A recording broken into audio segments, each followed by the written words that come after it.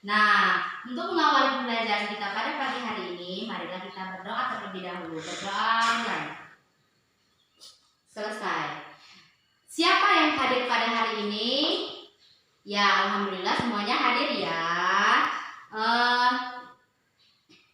Sebelum melakukan pembelajaran, Ibu ingin kalian melakukan tepuk kompak. Ibu yang pimpin ya. 1, 2, 3. Selesai ya. Tepuk kompak itu bertujuan agar kita bisa melakukan kekompakan bersama teman-teman. Nah, sekarang Ibu ingin bertanya, siapa yang piket pada pagi hari ini? Ya, Lisa dan Andre. Nah, setelah kalian melakukan piket kelas, apa yang kalian rasakan? Ya, betul sekali. Kita merasakan ruangan rapi, nyaman, dan bersih. Terus, pada pagi hari ini kita akan belajar tentang tema 5 yang berjudul Pahlawanku. Pertama, kita akan belajar tentang peranan penting tokoh-tokoh proklamator kemerdekaan Republik Indonesia. Terus yang kedua, kita akan belajar tentang mencari gagasan pokok pada suatu teks dan membuat pertanyaan-pertanyaan berdasarkan teks yang kita baca. Terus yang ketiga, kita akan belajar tentang jaring-jaring bangun ruang. Di sana ada jaring bangun ruang kubus dan balok. Terus selanjutnya kita akan belajar tentang karya seni teknik kolase. Nah, sebelum memulai pembelajaran, Ibu ingin bertanya, siapa yang tahu nama-nama para pahlawan? Ya, betul sekali. Yang pertama ada Insinyur Soekarno, Muhammad Hatta, Bung Tomo, Muhammad Yamin, Cut Nyak, dan masih banyak yang lain lagi. Nah, di sini Ibu akan menjelaskan tentang peranan tokoh para proklamator. Nah, di sini ada 7 orang yang berperan dalam memperjuangkan tegaknya kemerdekaan Republik Indonesia. Yang pertama ada itu namanya Insinyur Soekarno. Nah, beliau berperan sebagai pembaca teks proklamasi. Ia lahir pada tanggal 17 Juni 1901 di Blitar, Jawa Timur. Terus yang kedua, Dr. Andes Muhammad Hatta. Beliau ikut dalam memutuskan teks proklamasi. Ia juga mengajukan usul yang menandatangani proklamasi dan seluruh tokoh hadir di rumah Laksamana Maeda saat itu. Pria ini lahir di Sumatera Barat tanggal 12 Agustus 1902. Terus yang ketiga itu ada Ahmad Subarjo. Terus yang keempat ada Fatmawati. Nah, Fatmawati ini adalah istri proklamator. Ini terlibat sebagai tokoh proklamasi dalam kemerdekaan Indonesia. Beliau adalah orang yang pertama sekali menjahit bendera merah putih. Terus yang kelima ada Soekarni. Nah, Soekarni lahir pada tanggal 14 Juli 1916 di Blitar. Selama hidupnya ia aktif dalam perjuangan kemerdekaan dan pernah bekerja di kantor berita Dome. Terus yang keenam ada Sayuti Melik. Nah, Sayuti Melik ini adalah tokoh yang pertama sekali mengetik proklamasi. Terus ada yang ketujuh Latif Hendraningrat. Nah, merupakan pejuang yang tergabung dalam pembela tanah air atau PETA. Terus yang terakhir Laksamana Maeda. Nah, pria berkebangsaan Jepang ini juga menjadi tokoh proklamasi kemerdekaan Indonesia yang merupakan seorang perwira dengan jabatan sebagai Wakil Komandan Angkatan Laut. Nah, dari bacaan yang Ibu baca tadi, sekarang tugas kalian adalah carilah ide pokok atau yang penting-penting di dalam teks tersebut.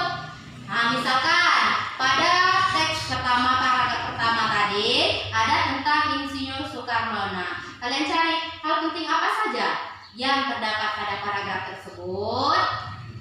Nah, tugas kalian silakan catat di buku latihannya masing-masing ya. Nah, sekarang kita akan belajar tentang bangun ruang dan bangun datar. Nah, di sini ada 2 yaitu balok dan kubus. Nah, sifat-sifat balok dan kubus. Sifat-sifat balok yang pertama rusuk-rusuk sejajar sama panjang. Nah, ini adalah bangun yang bernama balok.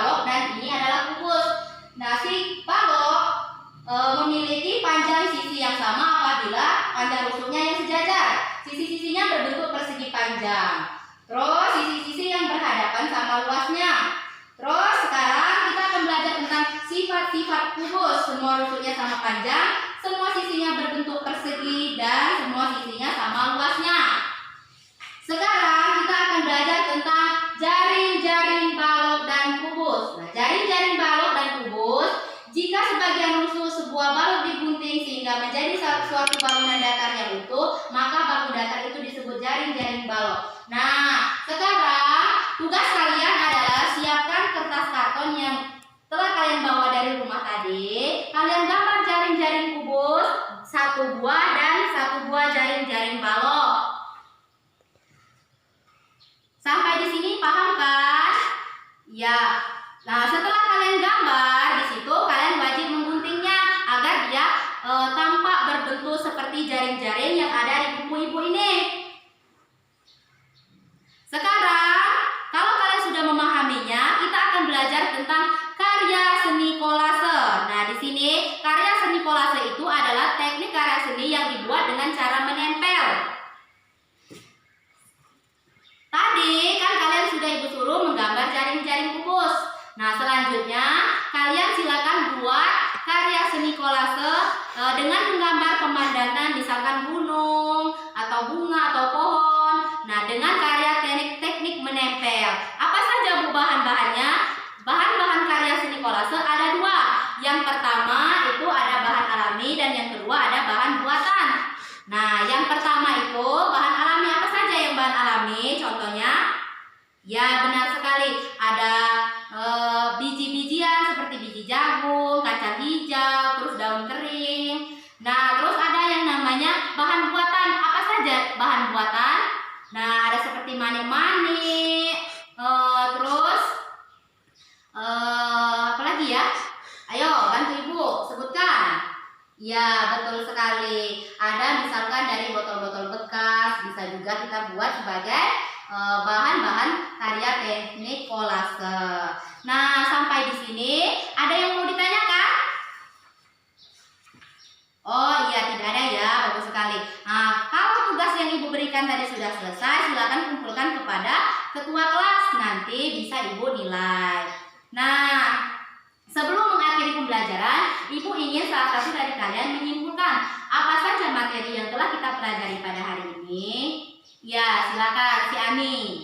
Ya, betul sekali. Pertama, kita belajar tentang tokoh proklamator. Yang kedua, kita belajar tentang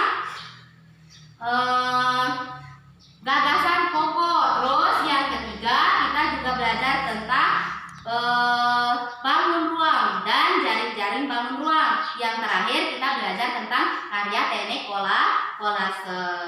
Nah, sebelum mengakhiri pembelajaran, ibu ingin kalian tetap mengulang-ulang pembelajaran di rumah dengan semangat agar menjadi anak yang cerdas, terus bisa mendapat ranking 1. Nah, sekarang karena pembelajaran kita sudah selesai, ibu ingin meminta kepada ketua kelas untuk memimpin doa sebelum pulang. Ya, silakan. Selesai. Nah, walaupun sudah selesai tadi ya, ibu tutup. Lebih dan kurang mohon maaf. Wassalamualaikum warahmatullahi wabarakatuh.